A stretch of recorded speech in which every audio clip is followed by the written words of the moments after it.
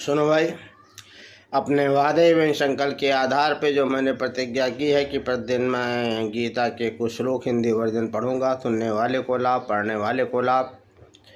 और सबसे बड़ी बात है, भगवान कृष्ण कहते हैं इस पढ़ने सुनने से मैं ज्ञान यज्ञ से पूजित होऊंगा। ना भी समझ में आए तब भी सुनना चाहिए। अक्षर ब्रह्म है।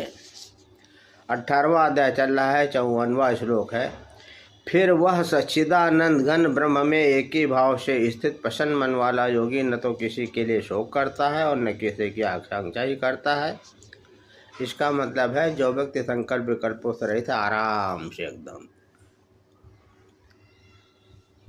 न अच्छा न बुरा न कुछ। जब ये स्थिति होती है, जब कोई इच्छा संकल्प नहीं उठता, तो अपने आप में मोक्ष। मोक्ष का मतलब ही होता है माँ इच्छा। इस अवधि को जितना बढ़ा ले जाते हैं, बस वही परमानंद है। न सुख न दुख। सुख आया तो हर्षित नहीं, दुख आया तो उससे लिप्त नहीं। तब पानी की लहरों की तरह जैसे समुद्री होती है ना, आते हैं ऊपर से निकल गए, फिर आए फिर निकल गए, इस तरह के लक्षण बताते हैं। फिर वह सच्चिदानंद घन ब्रह्म में एक ही भाव से स्थित प्रसन्न मन वाला योगी न तो किसी के लिए शोक करता न किसी की आकांक्षा ही करता। ऐसा समस्त प्राणियों में समभाव वाला योगी मेरी पराभक्ति को प्राप्त हो जाता है। पराभक्ति सुप्रीम भक्ति है।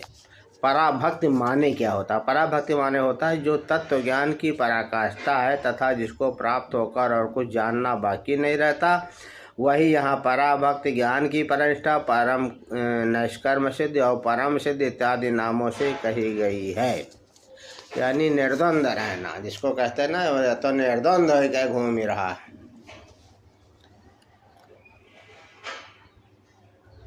ये कहावत है ना, न धन का चिंता न काहे चिंता, या धन दूसर काहे मोहट। तो उस तरह की स्थिति जो होती है, और उस स्थिति में अगर परमात्मा का ध्यान हो जाए, सगुणों से राम खो जाए, कृष्ण हो जाए, फिर कहने क्या, फिर ताल का मच जाएगा ब्रह्मांड।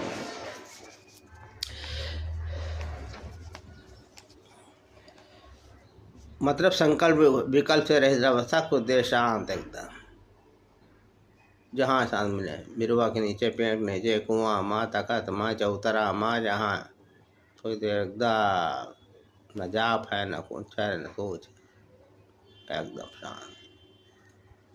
समझ आ रहा ना? एकदम साफ साफ किए, एकदम सीधा साधा। हम ही लोग टेढ़े टाढ़े रहते हैं, इसलिए नहीं समझ में आता।